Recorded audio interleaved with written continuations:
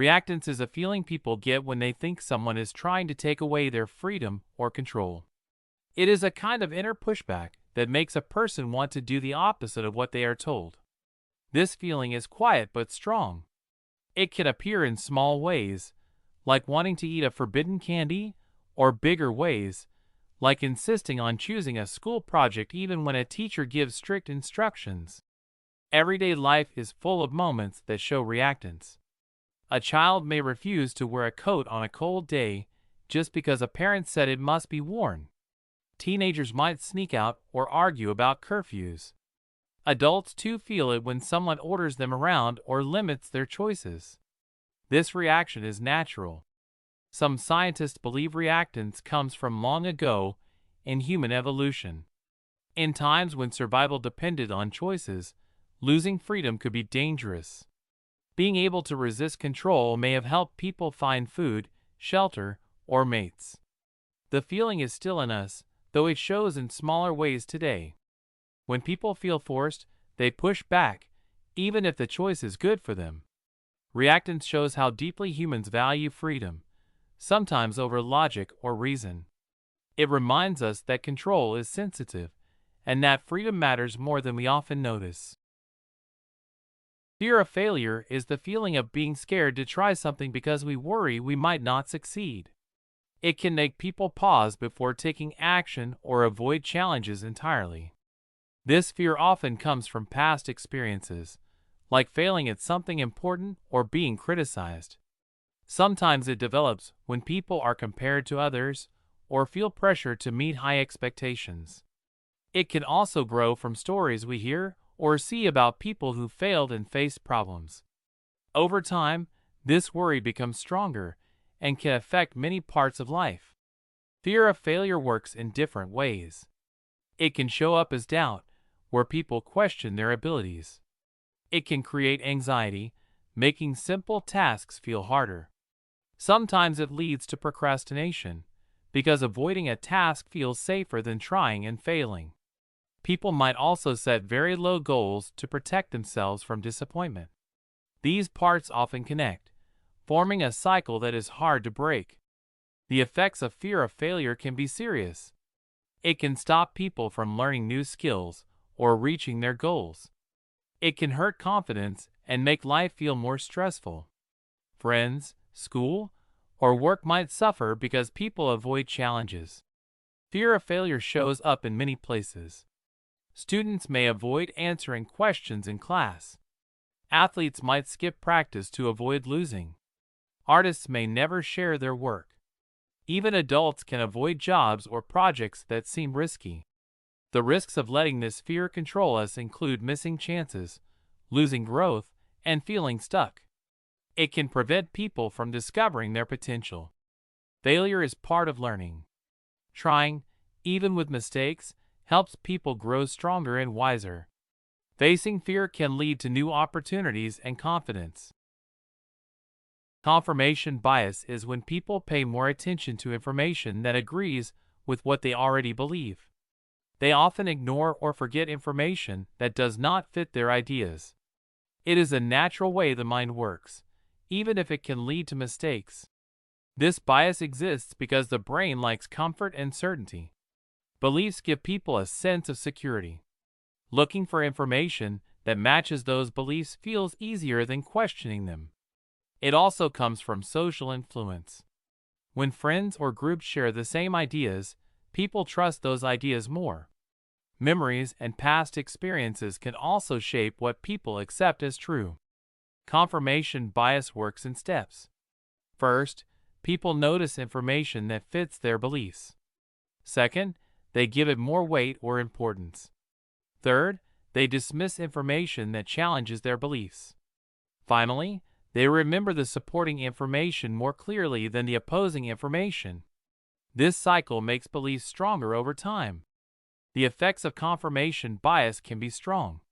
People may make decisions based on incomplete facts. Misunderstandings can grow. Arguments between people can become harder because each side sees only what agrees with them. It appears in everyday life. Students may only read sources that agree with their opinion for homework. Friends may share news that supports what they already think. Even adults at work or in politics fall into this pattern. The risks are serious. Decisions may become unfair or wrong. Important warnings can be ignored. Relationships can break down if people refuse to see other views. The key lesson is that the mind can trick itself. Awareness is the first step to seeing the whole picture. Looking at all sides of information helps the brain stay balanced and fair. Procrastination is the act of delaying or putting off tasks that we know we need to do. It is something many of us experience, yet it often goes unnoticed until it causes problems. There are several reasons why people procrastinate. One common cause is the anxiety we feel about unfinished tasks. When a task seems too big or too difficult, we may feel stressed or worried. Another reason is the psychological need for relief. Sometimes, we want to feel better in the moment, so we avoid the task and do something more enjoyable instead. Procrastination shows itself in different ways. Some people act immediately on tasks at the last moment, rushing to complete them. This can lead to mistakes and missed details because there is not enough time to do things carefully. Procrastination can also affect our relationships. When we delay responsibilities, others may feel frustrated or disappointed with us, and trust can be affected. The consequences of procrastination are often hidden but real. Tasks may need to be redone, and energy is wasted in unnecessary stress. Others may misunderstand us, thinking we are careless or lazy, when the problem is really about timing and pressure. Procrastination can also give a false sense of control, making us feel we are choosing freely when we are actually trapped by delay. Understanding procrastination helps us see it as more than just laziness. It is connected to feelings and choices. By noticing why we delay and how it affects our work and relationships, we can take small steps to act earlier and make life easier for ourselves and those around us. Hyperbolic discounting is when people prefer smaller rewards now instead of bigger rewards later. It is a way our minds give more value to the present than the future. This happens because our brains are wired to react quickly to immediate needs. Long ago, acting fast could help humans survive. Getting food or shelter right away mattered more than waiting for a bigger reward. Over time, this created a habit of choosing now over later. Emotions also play a role. When a reward feels close, it seems more exciting. When it is far away, it feels less real. Our limited attention and desire for instant satisfaction make it even stronger. Hyperbolic discounting happens in steps. First, we see a reward and imagine it now or later. Then, we compare the sizes of the reward. Next, we feel the pull of the immediate option. Finally, even if the later reward is bigger, we often choose the smaller one now. It is like our brains shrink the value of future rewards quickly, but slow down the shrinking as the reward gets closer. Because of hyperbolic discounting, people may delay studying, save less money, or eat unhealthy food. We often make choices that feel good today, but may cause problems in the future. It shows up in everyday life. People may spend money instead of saving, watch TV instead of doing homework, or eat sweets instead of healthy meals. It can lead to debt, poor health, and missed opportunities. It makes planning for the future harder. Understanding this can help us slow down and make better choices for the future. Authority bias happens when people trust or follow someone just because they seem important or in charge. We often believe what authority figures say without questioning it.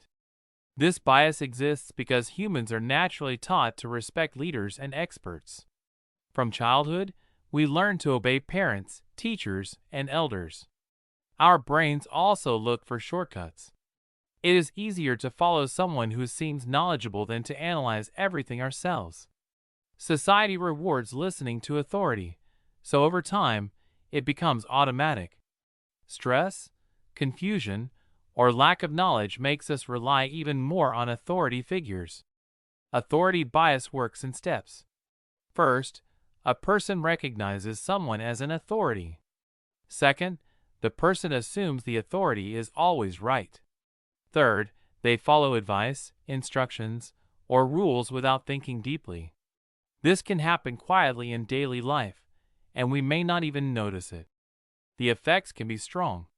People may make decisions that are not their own, accept false information, or act against their own judgment. It can change how groups behave and influence society on a larger scale.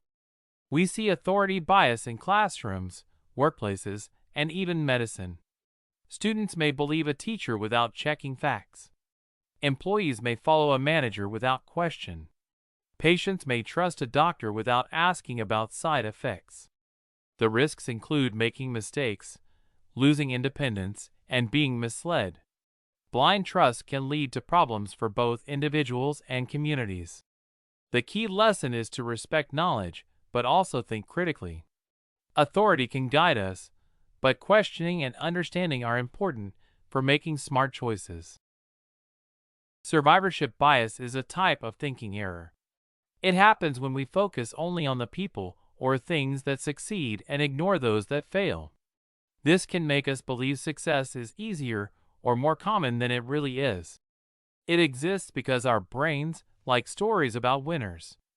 We notice people who overcome challenges and forget about those who struggle or give up.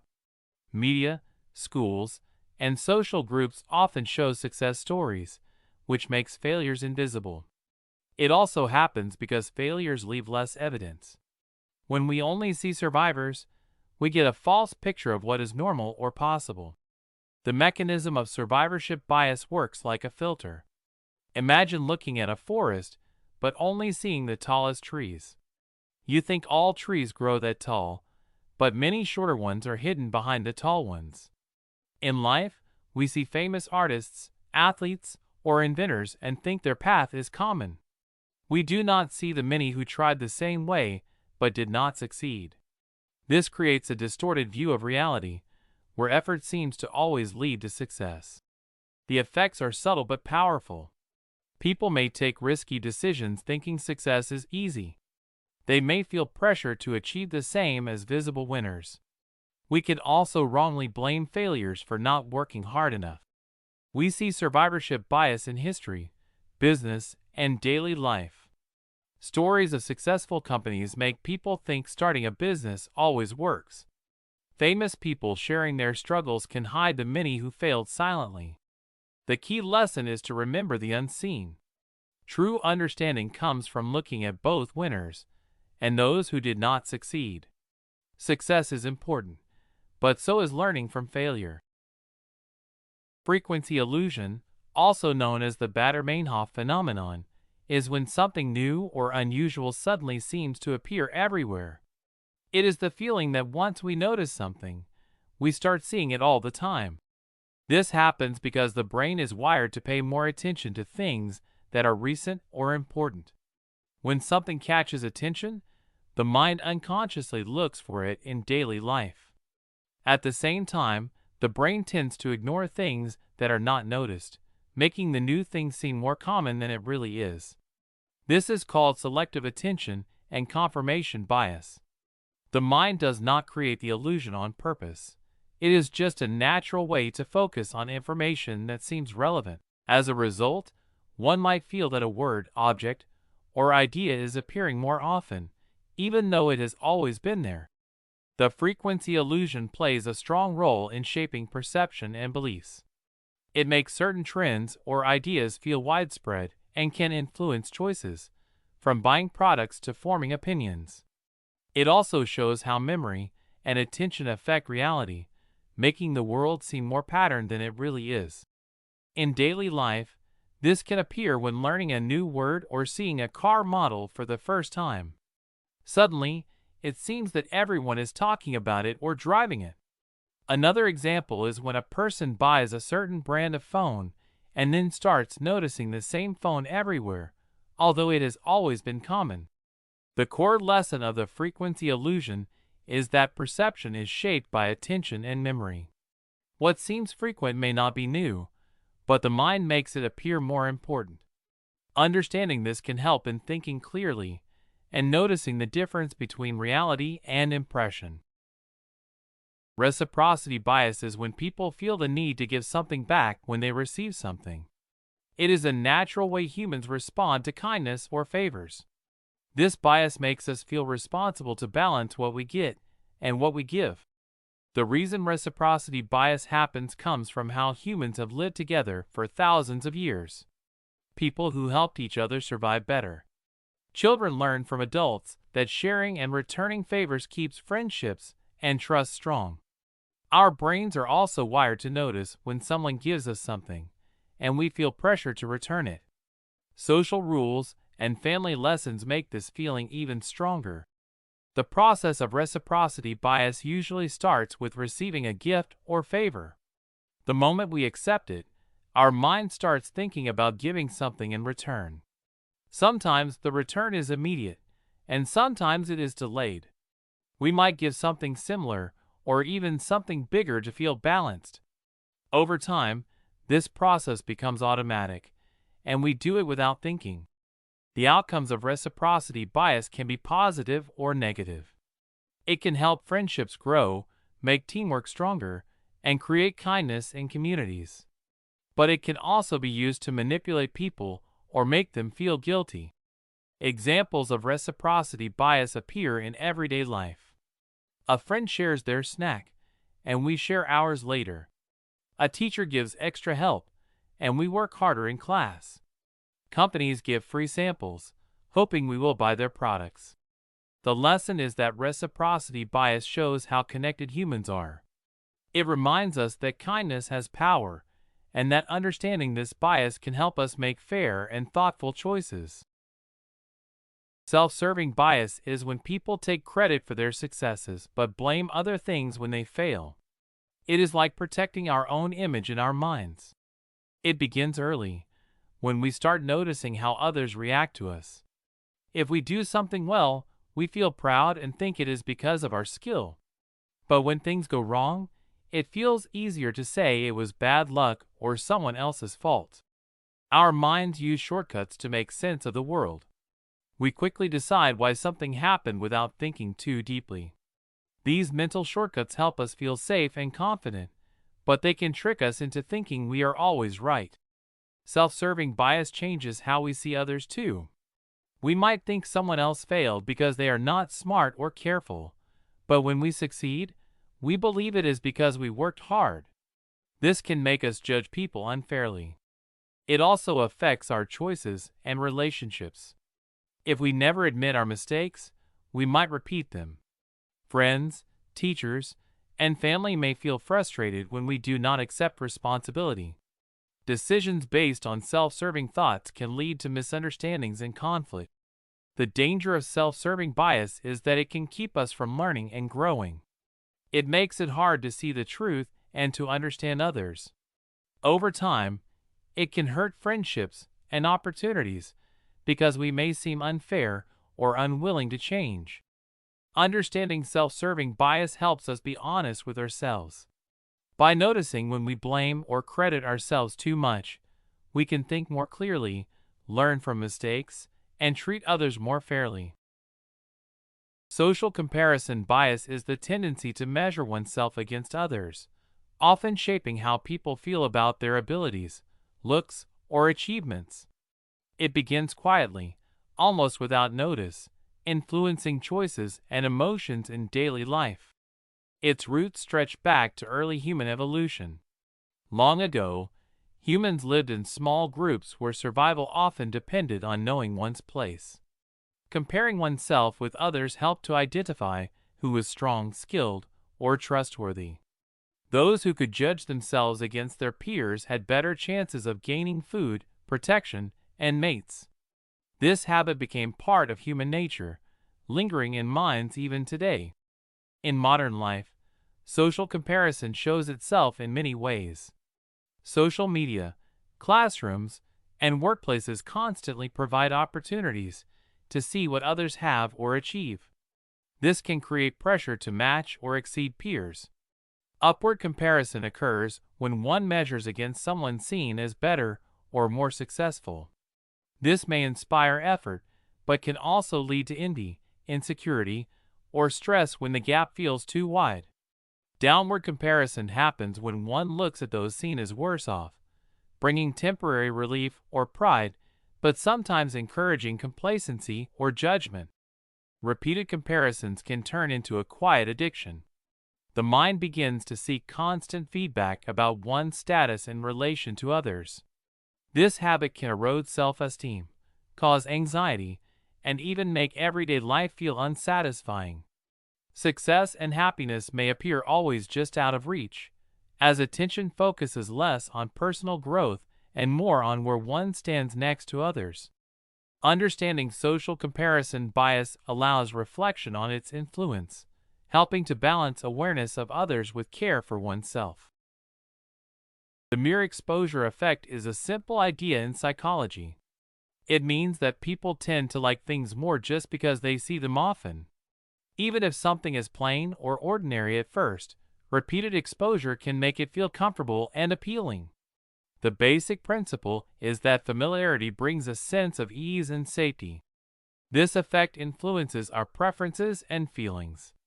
People often choose products, songs, or faces that they have seen many times before. The more familiar something is, the more likely it is to feel positive. Our brains respond to repeated experiences by making them seem less threatening and more pleasing. Studies show that areas in the brain associated with reward become active when people encounter familiar things, even without realizing it.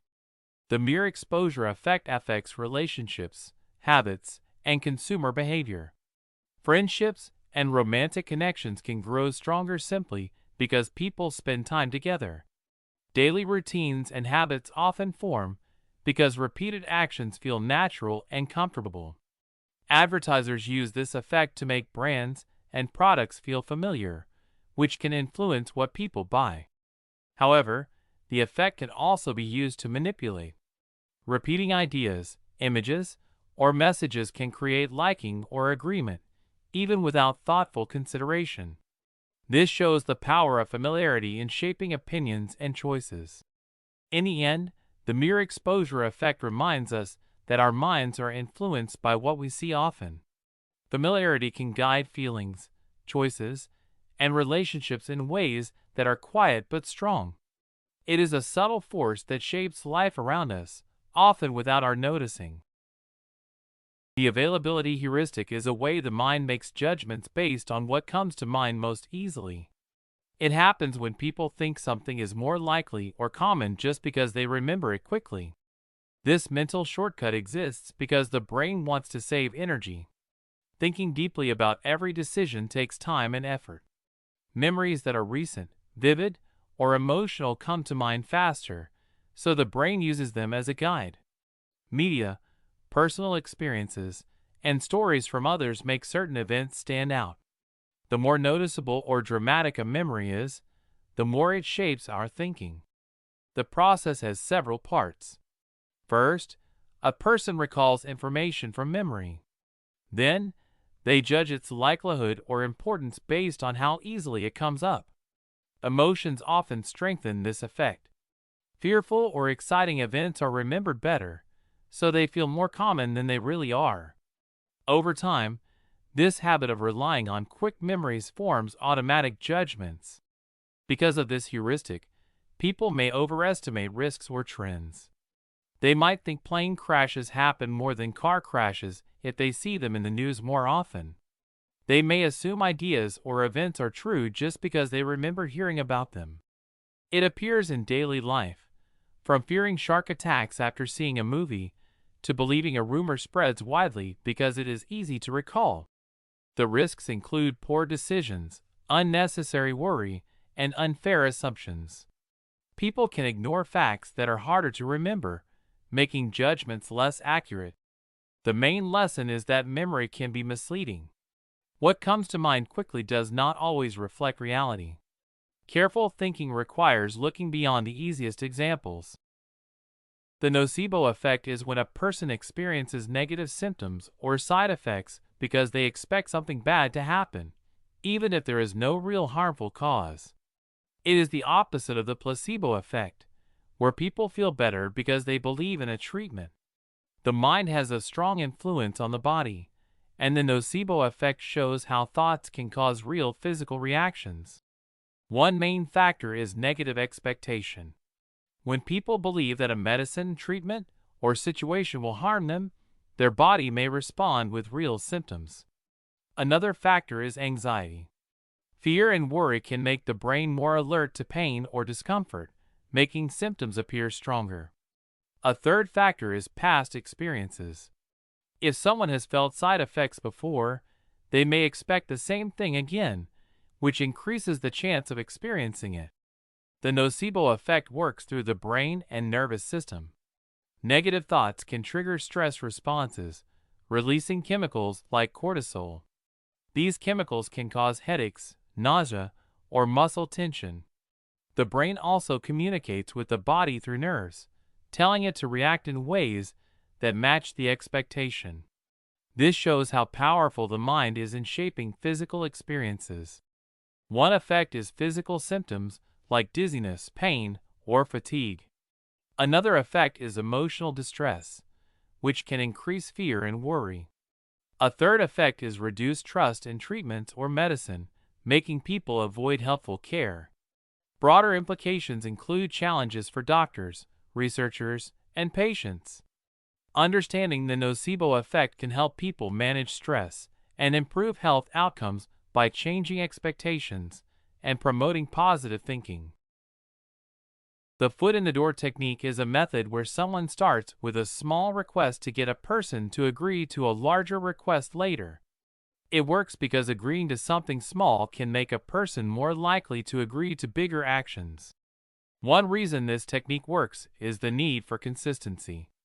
People like to act in ways that match their previous behavior.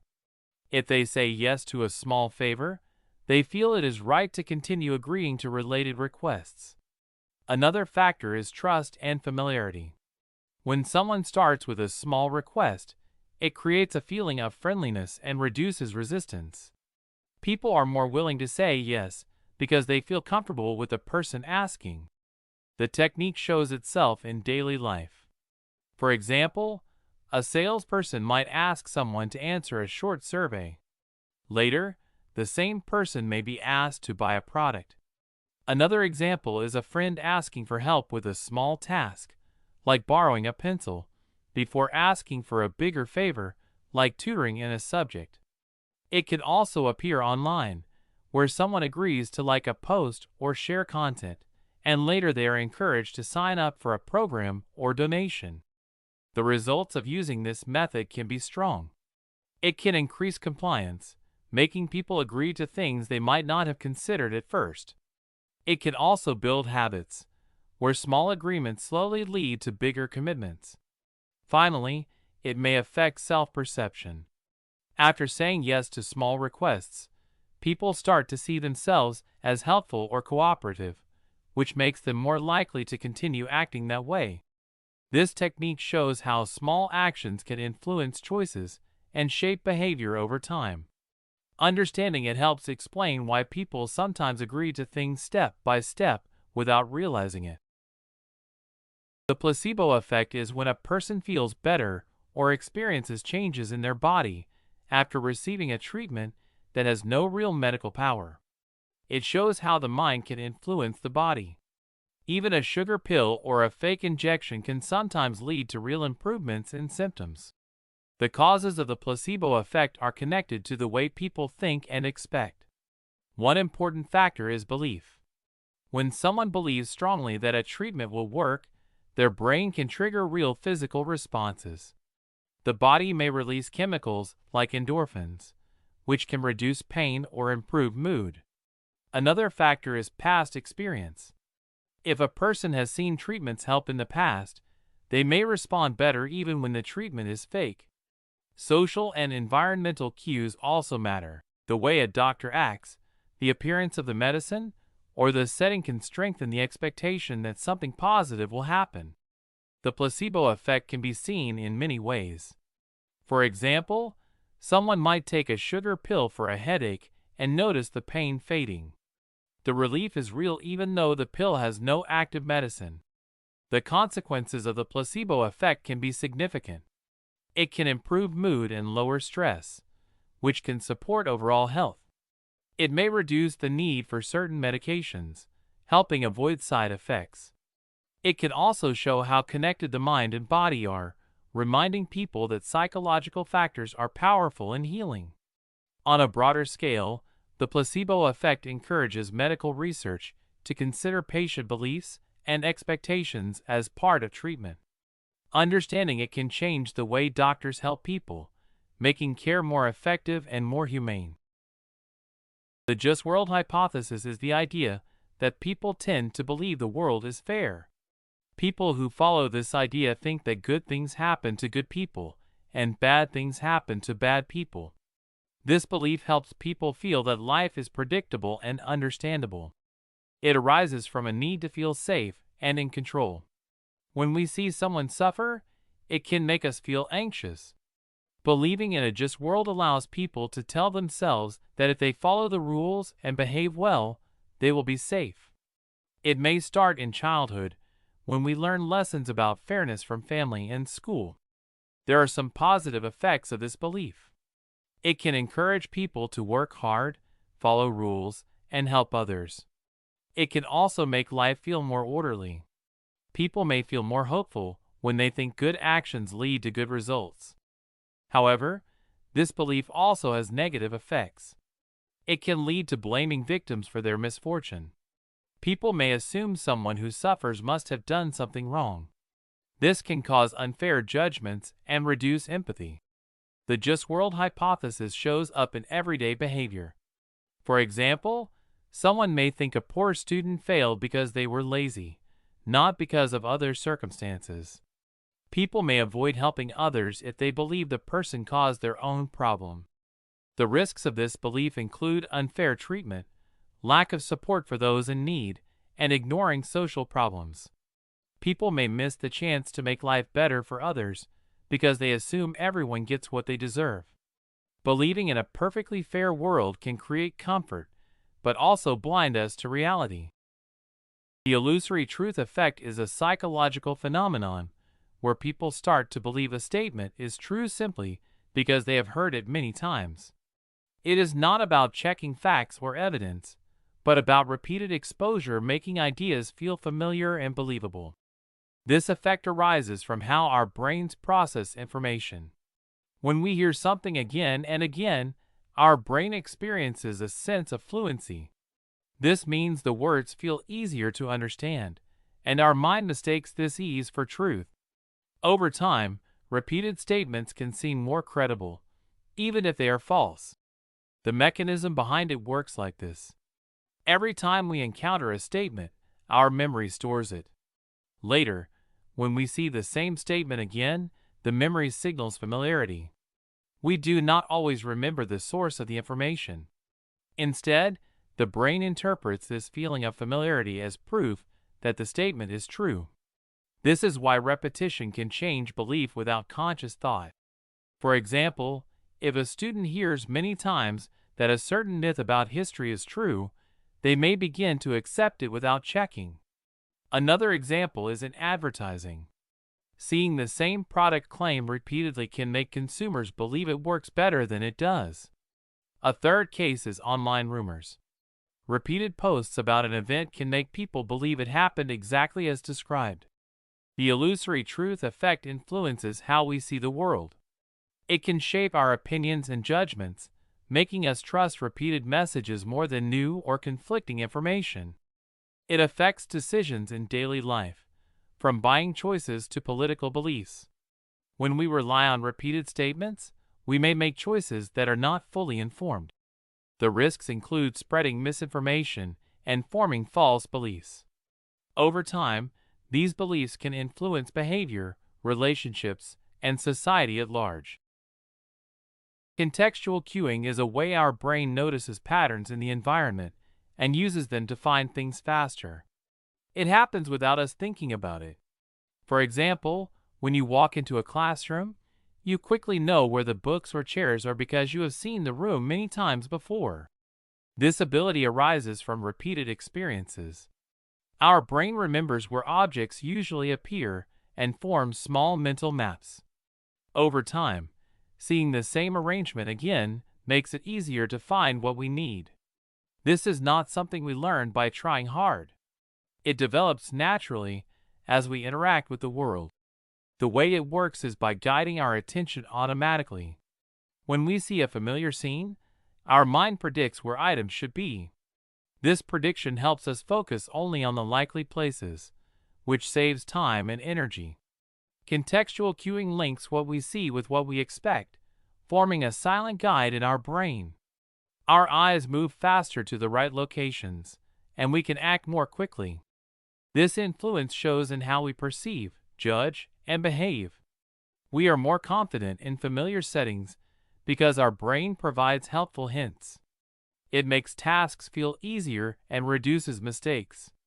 In social settings, we can notice important cues faster, like recognizing friends or understanding the flow of conversation. The impact on decisions and outcomes is clear. People make faster choices, work more efficiently, and interact smoothly when the environment is familiar. For example, students find books quickly in a familiar library, and athletes react faster on a known field. The positive impact is that contextual cueing helps us save time, reduce stress, and perform better without thinking too hard. It shows how our mind quietly learns from the world around us. The tip of the tongue phenomenon is a common experience where a person cannot recall a word or name, even though they feel it is just out of reach.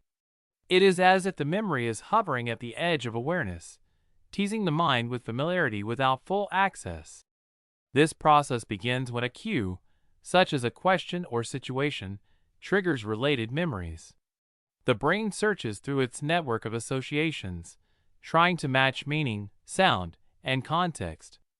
Often, part of the memory is retrieved, such as the first letter, the number of syllables, or a similar word, but the full target remains inaccessible.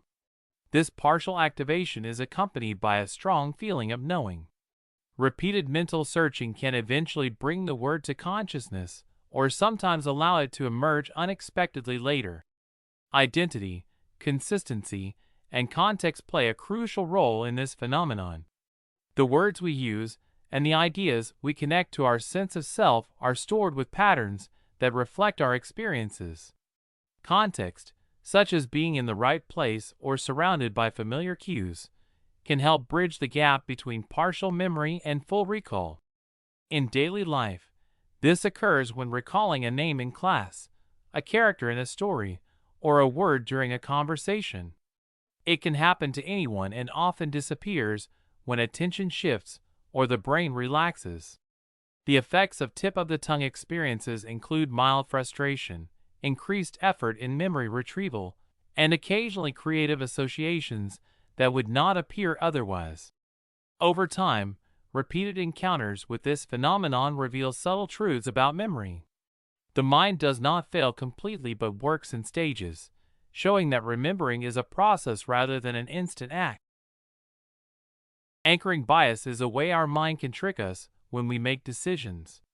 It happens when the first piece of information we see or hear becomes like a mental anchor.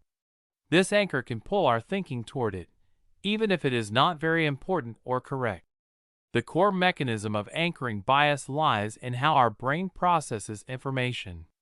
When we face a new question or choice, our mind looks for a starting point. That starting point, the anchor, affects our judgments. For example, if we see a high price first, we tend to think later prices are lower, even if they are still expensive. Our brain likes shortcuts to save energy, and anchoring is one of these shortcuts.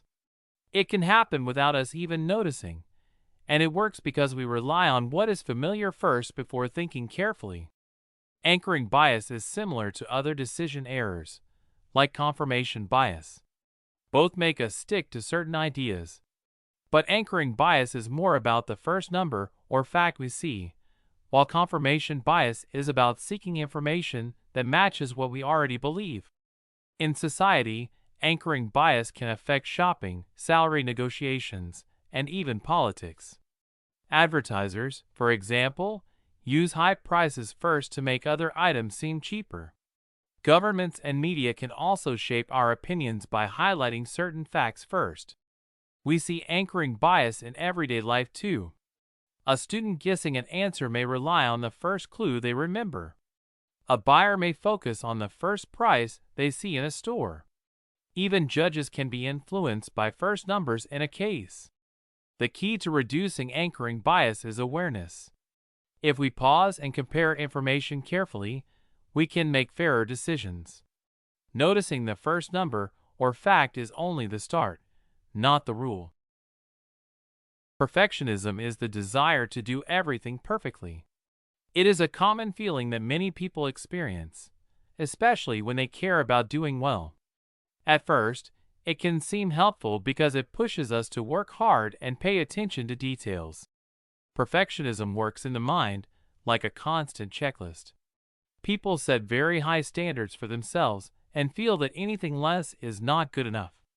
This creates pressure to avoid mistakes. The brain often focuses more on what went wrong than what went right. Perfectionists plan carefully, double-check their work, and worry about judgment from others. Over time, this can become a habit where even small tasks feel stressful and never finished. Perfectionism shows itself in different ways. Some people spend hours revising homework, projects, or even simple messages. Others avoid starting tasks because they fear failure. It can influence outcomes by slowing progress, causing procrastination, or making people miss opportunities. The effects of perfectionism can be strong. People may feel anxious, frustrated, or sad when they do not meet their own standards. It can reduce confidence and make everyday tasks feel overwhelming. Social relationships may also suffer when expectations are too high. Perfectionism appears in school, work, sports, and hobbies. Students may rewrite essays many times. Athletes may train excessively to avoid mistakes. Artists may delay showing their work. Perfectionism has both good and bad sides. It can encourage effort and learning. But when it becomes too strict, it can cause stress and prevent growth. The lesson is to aim for excellence, while accepting that mistakes are part of learning. Balance makes perfectionism a helpful guide instead of a heavy burden. Fear conditioning is a way our brain learns to feel afraid of something. It happens when a neutral thing, like a sound or a place, gets linked with something scary or harmful. Over time, we begin to feel fear even when the scary thing is not present.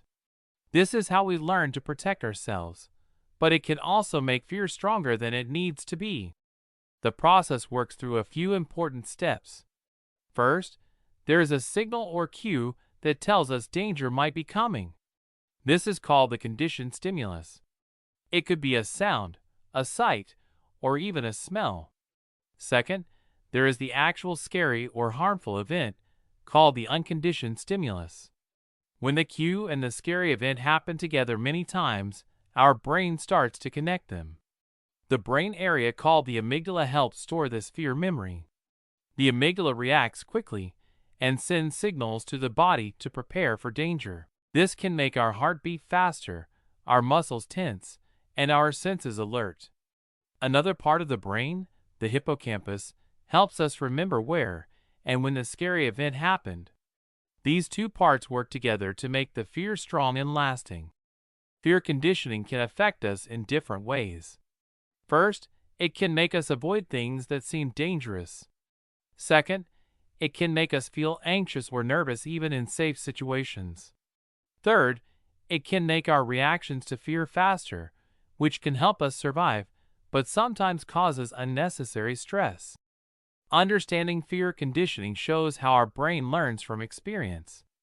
It explains why some fears are hard to forget and why practice and calm thinking can sometimes help us feel safer. Insight learning is a type of learning where a person or animal suddenly understands a problem and finds a solution. It is different from learning by trial and error because the answer comes all at once, like a sudden idea or realization.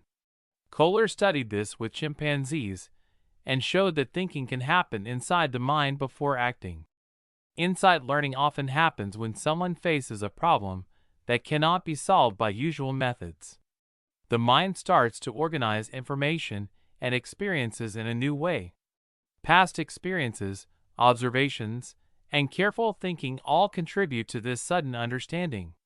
Sometimes, frustration or delay also triggers insight because the person has to think differently. The brain connects pieces of knowledge that were not linked before. Curiosity, focus, and patience help insight learning appear. Kohler noticed that his chimpanzees, when faced with a problem like reaching a banana, paused, thought, and then suddenly acted in a new way. The learner might pause and carefully look at the problem. Then the learner may suddenly try a new approach that works immediately. Insight learning gives a quick and clear solution to problems without repeated trial and error. It builds confidence because the learner feels proud of understanding something suddenly. It encourages creative thinking, as the mind learns to find new ways to solve challenges. Insight learning shows that thinking carefully can solve problems faster than guessing. To use insight, one should observe, reflect, and connect experiences before acting. Positive punishment is a way to reduce unwanted behavior by adding something unpleasant after the action. It is not meant to hurt, but to teach that certain actions have consequences. People are motivated to use positive punishment for different reasons. One factor is the desire to control behavior quickly. When someone breaks a rule, the immediate response of a consequence can stop the behavior from happening again. Another factor is the hope of teaching responsibility. By showing that certain actions lead to discomfort or loss, people aim to help others learn right from wrong. Positive punishment shows up in everyday life through actions and reactions. For example, a teacher may give extra homework when students are noisy in class. This makes the student feel the effect of their behavior and encourages them to focus next time. Another example is when a parent takes away a privilege, like screen time, because a child did not complete chores. This makes the child think twice before repeating the same mistake. The consequences of positive punishment can be seen in the short term and long term. Short-term effects include immediate compliance. The person stops the unwanted behavior to avoid the unpleasant result. Long-term effects can help in building self-discipline and understanding rules, but only if the punishment is fair and consistent. If it is too harsh or frequent, negative feelings like fear or resentment can grow. Over time, this can escalate. People may hide their mistakes, become anxious, or even rebel, which makes the original problem worse. Positive punishment works best when it is balanced, reasonable, and explained. The goal is not to hurt, but to guide and help others learn better behavior. Hindsight bias is the feeling that we knew something was going to happen after it has already happened. It is when events seem obvious in hindsight, even if we did not predict them before. This makes people think they are better at understanding the past than they really are. One reason people show hindsight bias is the need to feel in control.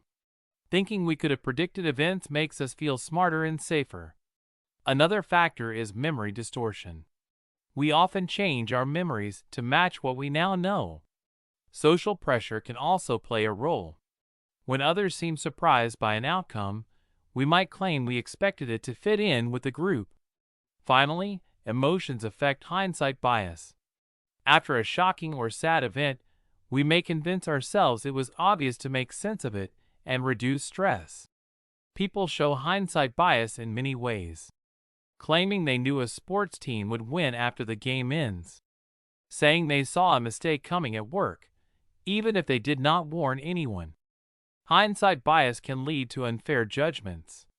We may blame ourselves or others too much for not predicting an event. It can also prevent learning from mistakes because we believe we already knew the outcome. In schools or work, it can cause arguments when people think they were right all along.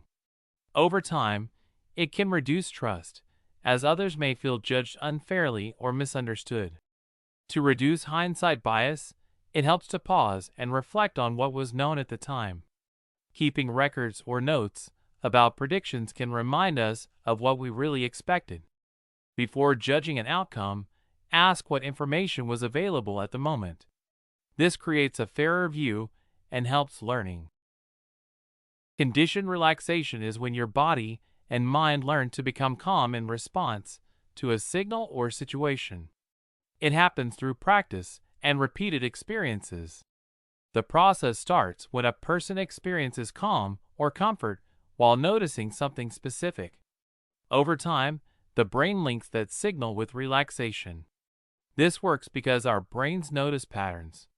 For example, if every time before sleep you hear soft music and feel relaxed, your brain starts to expect calm whenever the music plays. This connection strengthens with repetition. The core part of this process is association. Your mind learns that one thing predicts another. The signal, like music, touch, or breathing, becomes a trigger. Your body responds automatically with slower heart rate, relaxed muscles, and quiet thoughts. Even if the original cause of calm is gone, the signal alone can bring the feeling. A student listens to soft piano music while studying.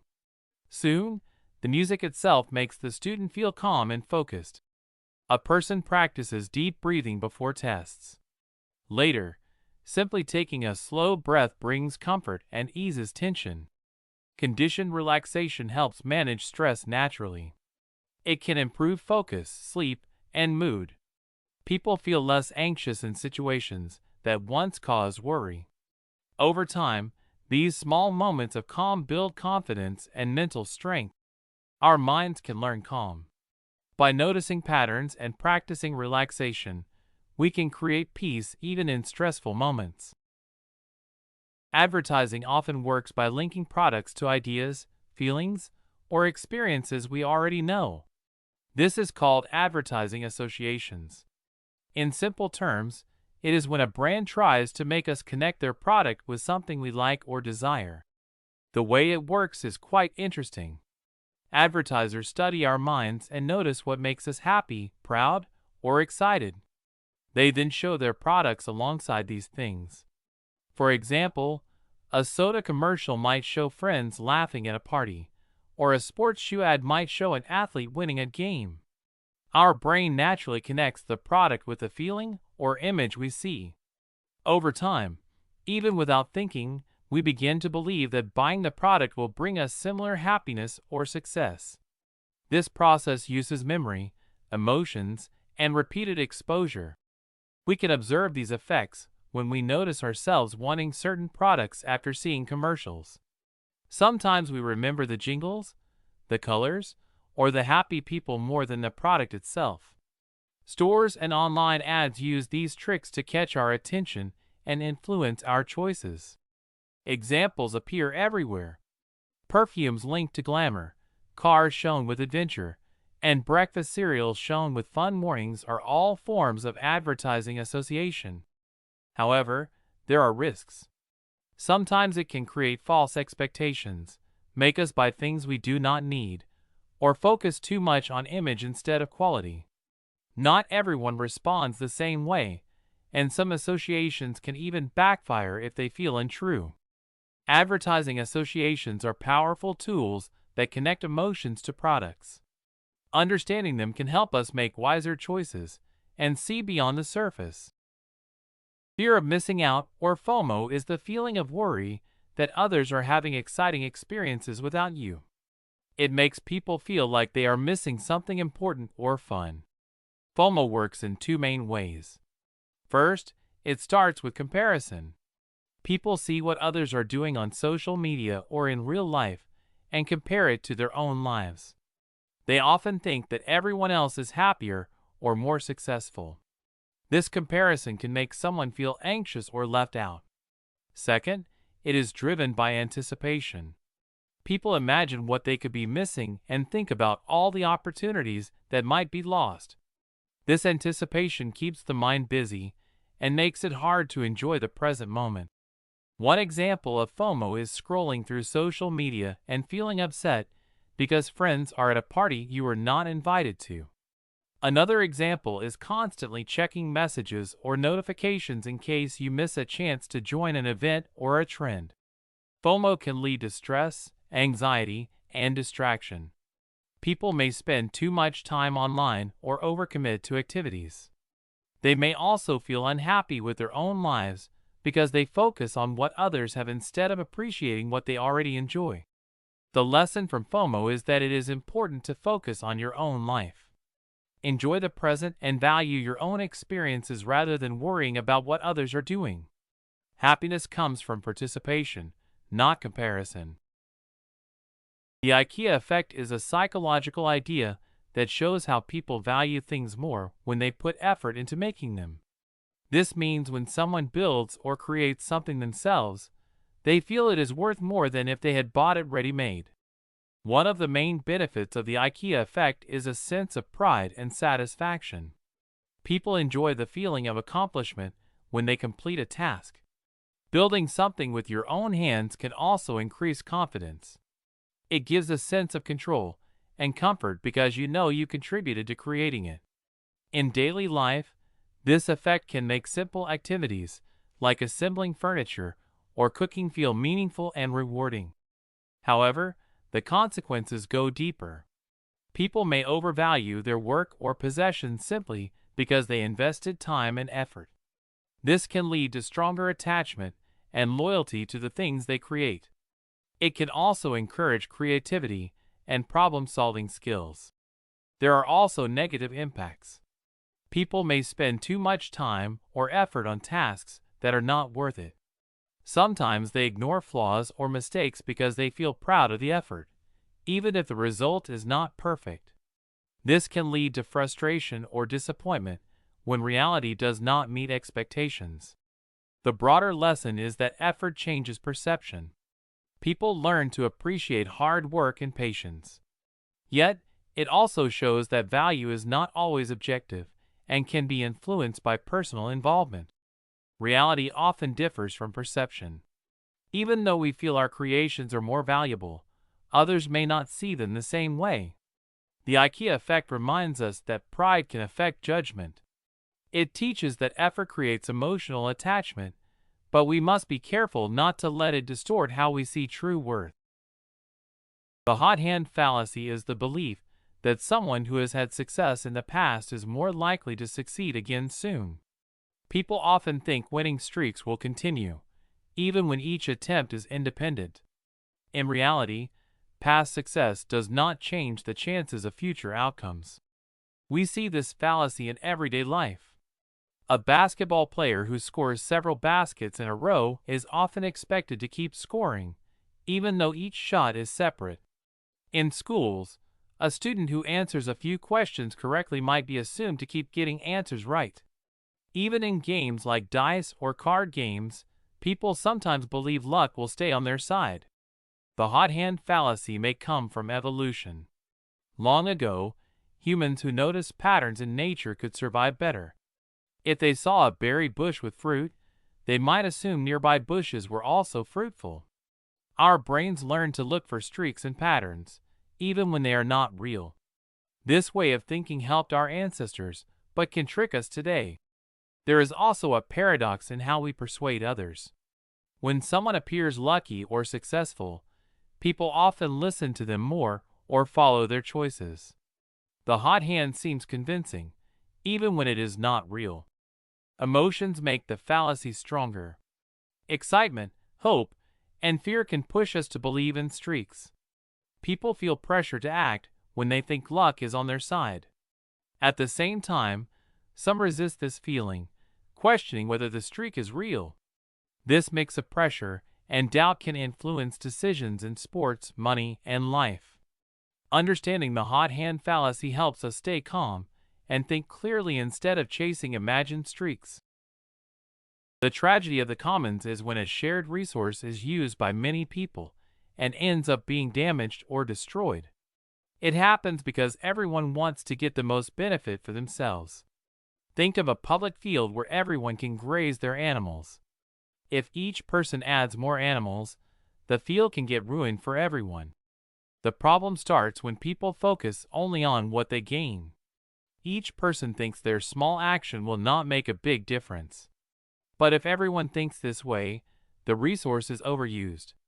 The field may lose grass, the fish in a lake may disappear, or the air can become dirty.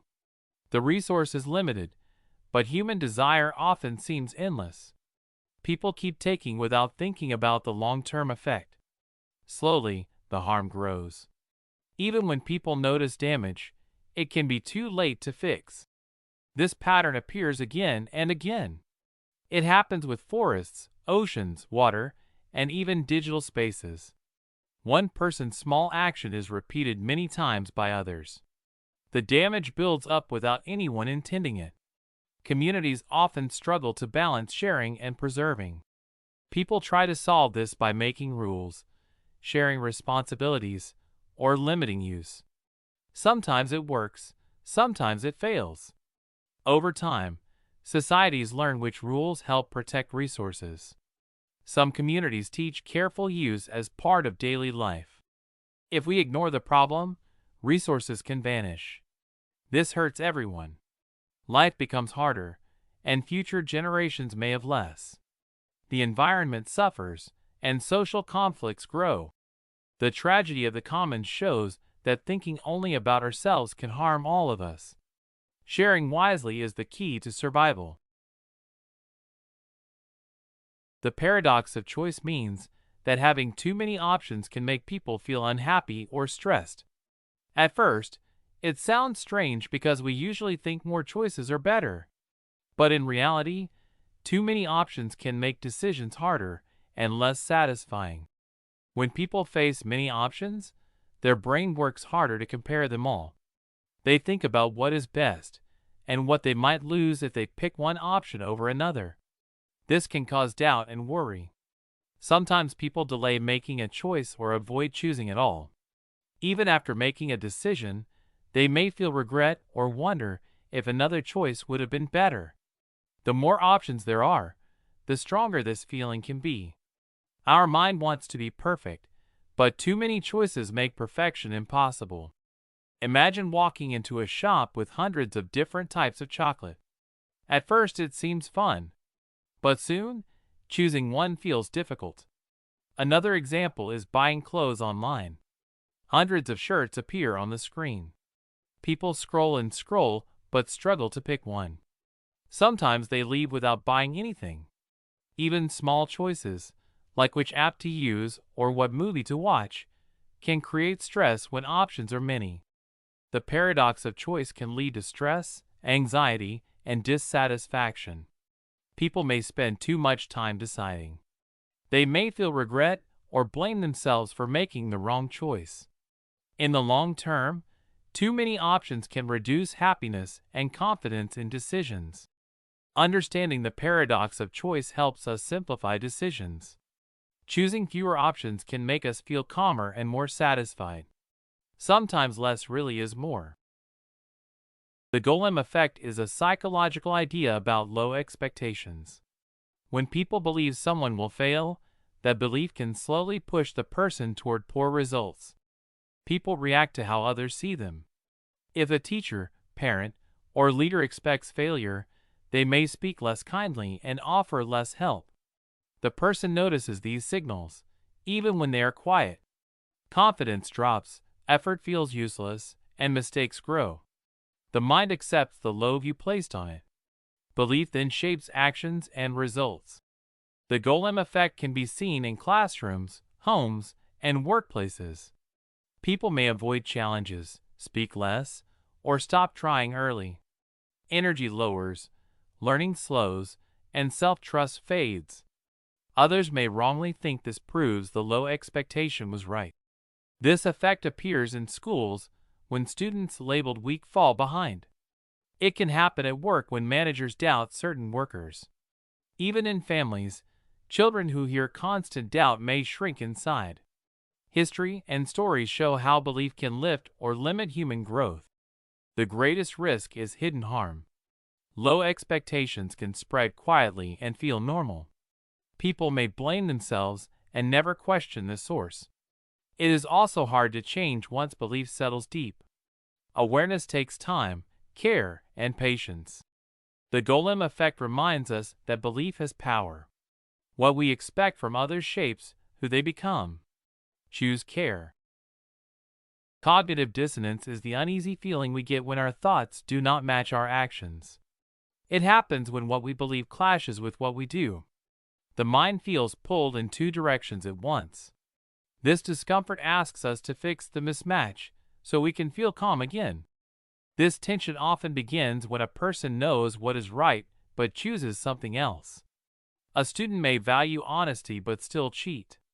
An adult may care about health but skip exercise. The mind notices the gap, and stress begins to grow. To ease the stress, people may change what they do.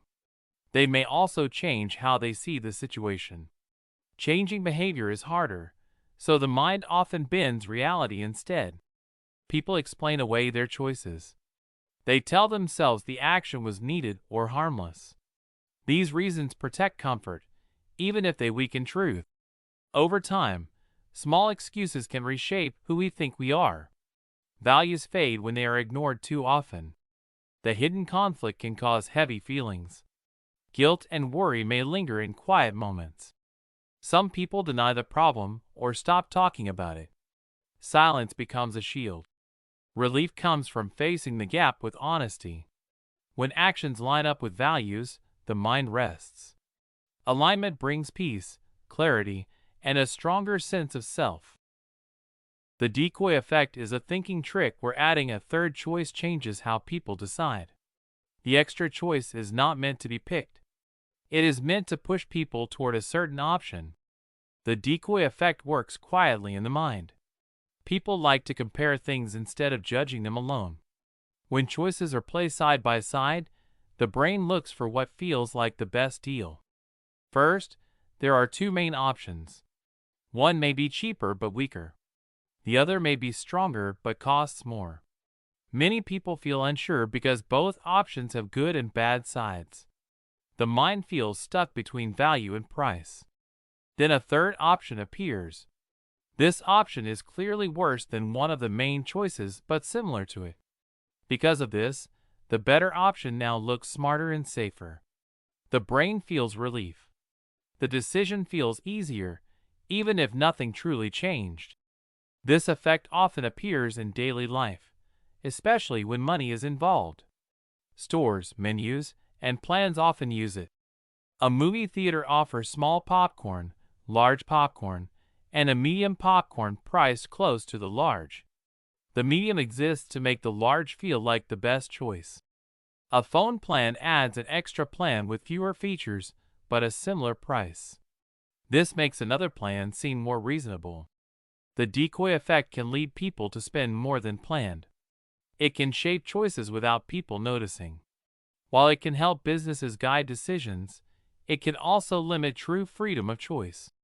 When choices feel easy too fast, pause. The extra option may not be for you. It may be there to guide you. The door-in-the-face technique is a way people try to get others to agree to a request. It starts with asking for something very big, expecting a refusal, and then making a smaller request that seems reasonable. This technique works because of how our minds feel about fairness and compromise. First, when someone refuses a big request, they feel they have said no and balanced the situation. This feeling makes them more willing to say yes to a smaller request. It is like giving a little after refusing a lot. Second, the person making the request seems to be giving in or being fair. This creates a feeling of obligation in the other person. People often want to match the fairness shown to them by agreeing to the smaller request. A student asks their parents if they can go on a week-long trip. The parents say no. Then the student asks for a weekend trip, which the parents agree to. A charity worker first asks someone to donate a large sum of money. When refused, they ask for a smaller, more reasonable amount. The person often agrees to the smaller donation. This technique can increase compliance. People give more often or agree to requests they might have refused at first. It can also make the person asking feel successful in getting help or support. Small requests are easier to accept when they feel like a fair compromise after a bigger one. The Pygmalion effect is the idea that the expectations we have about someone can actually influence how they perform. If we believe in their abilities, they are more likely to succeed. If we doubt them, their performance may suffer. The Pygmalion effect works through a few important steps. First, people form expectations based on what they see, hear, or believe about someone. These expectations can be about intelligence, skill, or behavior. The mind starts to treat the person according to these beliefs. Next, expectations shape the way we interact. If we expect someone to do well, we give them more attention, encouragement, and support. If we expect less, we may ignore them or offer less help. These subtle signals affect how the person feels and acts. Finally, the person reacts to our behavior. When they receive support and positive signals, their confidence grows. They try harder and perform better, which confirms the original expectation. This creates a cycle where belief becomes reality. The Pygmalion effect shows how powerful our expectations can be. It can motivate people to achieve more or, if negative, limit their potential. It reminds us that our attitude toward others has a real effect on their success. In schools, teachers expecting high performance from students can help them improve grades. In workplaces, managers who believe in their employees encourage better productivity. In sports, coaches who show faith in players often see stronger results on the field. Our beliefs about others matter more than we realize. Positive expectations can inspire growth, while low expectations can hold people back. Belief bias is when people let their own beliefs change the way they think about something, even if it is not completely true. Instead of looking at facts carefully, they accept ideas that match what they already believe and reject ideas that do not. This can happen in both individual and group behavior. When one person has a strong belief, they may ignore evidence that does not agree with them. In a group, people often influence each other. If most members of a group share the same belief, everyone tends to accept it more easily, even if it is wrong. Groups can make belief bias stronger because people want to fit in and agree with others. The mechanism of depletion explains why belief bias is so common. Our brains have a limited amount of mental energy. Thinking carefully takes effort. When we are tired or distracted, we rely on what feels easy, such as our existing beliefs. This mental shortcut can help us make quick decisions, but it also makes us more likely to ignore facts that do not match our beliefs. The more we make decisions without enough mental energy, the more we fall into this bias. Over time, repeated reliance on old beliefs can make it harder to think in new ways. Belief bias can affect many areas of life. In schools, it can influence how we understand history or science. In society, it affects debates, news, and decision-making. People may trust ideas that feel right instead of checking evidence. Because belief bias is linked to mental energy and habits, our actions are somewhat predictable. We are responsible for checking our thinking, but we must also understand that our brains naturally take shortcuts. Awareness is the first step to making fair and careful decisions. We often like things to stay the same. This tendency is called status quo bias. It means we prefer familiar choices and resist change, even when new options might be better. Our mind feels safe with what we know. This bias works quietly in our perception. When we face a decision, our brain focuses more on what could go wrong if we change, rather than what we might gain. New situations seem risky and uncertain. Our memory also plays a role. We remember the comfort of old habits and forget past times when trying something new led to good results. Over time, these small perceptions build a strong feeling that change is dangerous. Social and psychological forces make this bias stronger. Families, friends, and communities often reward staying the same. If someone tries something different and fails, we see it as proof that change is risky. Even inside our own minds, we tell ourselves stories that justify sticking with the old way. Repeating these thoughts makes them feel true, reinforcing our hesitation. This bias affects our perspective and growth. We may miss opportunities to learn, meet new people, or explore new ideas. Careers, friendships, and personal development can all slow down. Sometimes we feel stuck, not because we cannot change, but because our mind prefers comfort over progress. Recognizing status quo bias is the first step. When we notice our fear of change, we can pause and consider if staying the same really serves us. Small, thoughtful steps toward new choices can help us grow without feeling overwhelmed. Illusion of control is when people believe they can influence outcomes that are actually beyond their control. It is a common way our minds try to make sense of uncertain situations. We see it in many everyday moments. People might think wearing a lucky shirt will help their team win. Some believe rolling dice carefully can change the result. Others feel that making certain choices in a game or lottery will increase their chances of winning. Even in work or school, someone may feel that playing every small detail guarantees success, even when some factors are unpredictable. This illusion comes from our emotions and desire to feel safe and capable. When people feel uncertain or scared, the mind looks for ways to gain control. Believing we have influence reduces fear and gives a sense of confidence. It makes us feel responsible and able, even if the results do not depend on our actions. Our brain prefers hope over helplessness, and this hope can make us see patterns or connections that are not real. The consequences can be tricky. People may take unnecessary risks, blame themselves for things they cannot control, or make poor decisions based on false confidence. Relationships and finances can be affected if this belief becomes too strong. To move forward, it helps to recognize what is truly controllable and accept what is not. Focusing on small actions that matter, learning from real outcomes, and staying aware of our emotions can reduce the illusion. Mindful reflection and realistic thinking allow us to feel empowered without being misled by false control.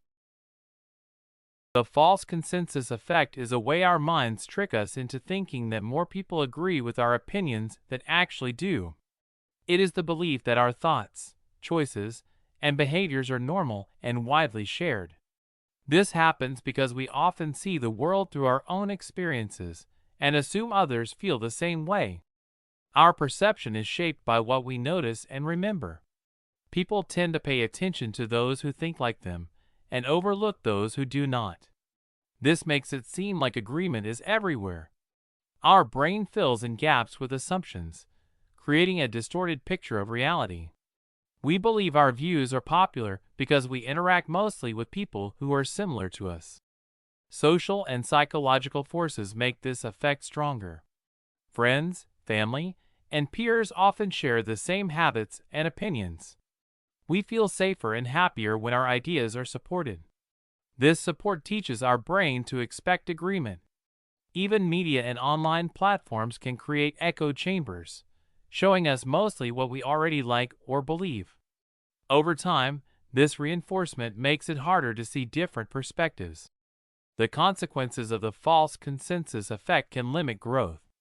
Believing that everyone thinks like us may stop us from learning new ideas. It can make conflicts harder and understanding others more difficult. Recognizing this effect encourages humility and curiosity. It reminds us that disagreement is normal and not a threat. Imagine a world where people see differences as chances to learn. The more we notice and question our assumptions, the more our minds can expand. You forget your homework and blame the busy morning or the noisy house. But when your classmate forgets, you think they are careless or lazy. This is actor-observer bias. It happens when people explain their own actions differently from how they explain other people's actions. You notice your own struggles and reasons, but for others, you see only their choices. This shows a gap between how we see ourselves and how we see others. This bias comes from how people see the world and themselves. We live inside our own minds and notice many reasons why we act the way we do. We see our struggles, our challenges, and our limits. But when we watch others, we only see their actions, not the background. We do not see their problems or feelings. This makes it easy to think their actions are who they are, not what they are going through. Memory also plays a part. People remember their own past mistakes differently from the mistakes of others. Culture and upbringing can strengthen the bias. In some communities, people are taught to judge others quickly but excuse themselves.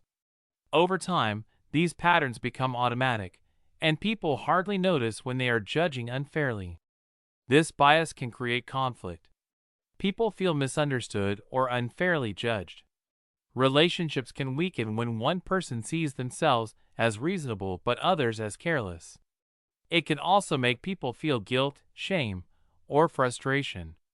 Emotions rise because the gap between how we see ourselves and how we see others feels unfair. When this bias repeats, it can trap people in a cycle. A person may begin to doubt themselves while judging others harshly.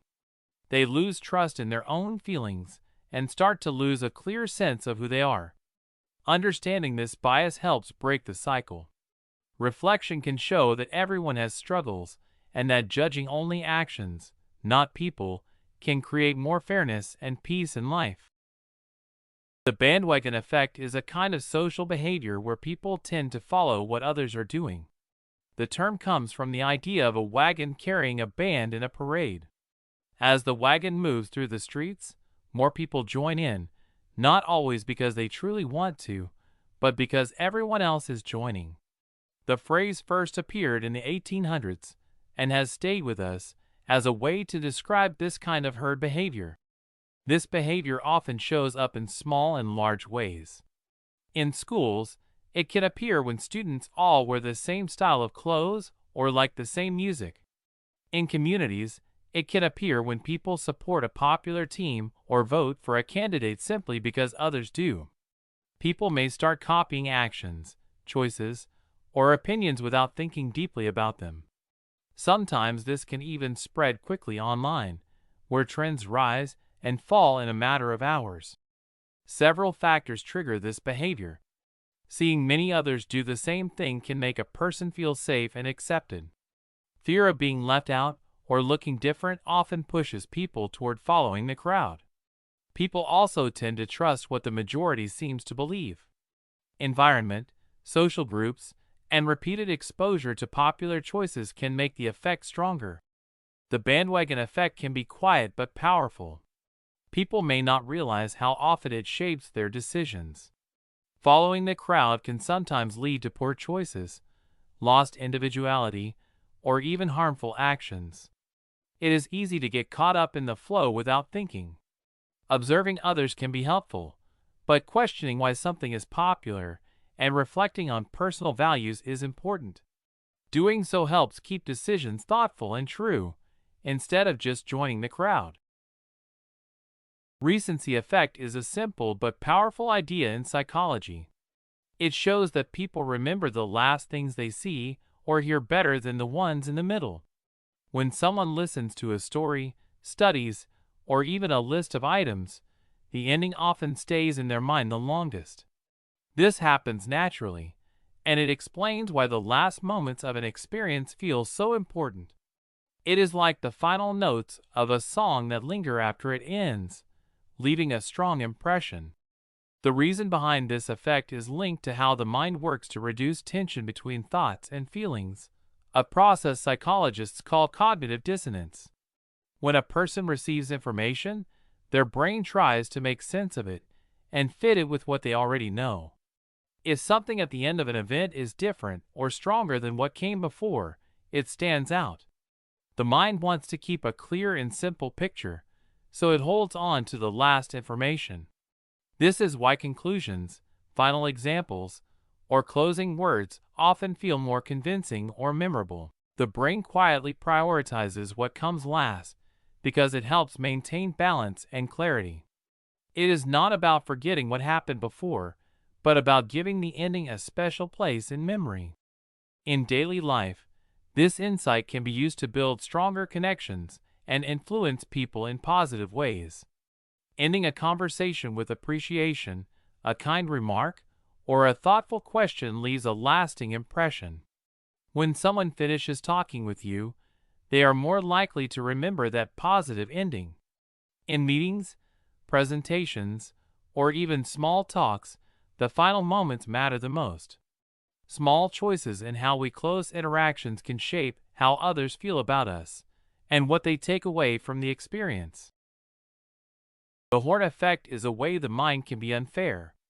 It happens when one negative trait of a person makes us think everything about them is bad. For example, if someone is rude once, we might start to believe they are always rude. This small flaw can grow in our minds and affect how we see the whole person. It begins quietly, often without noticing.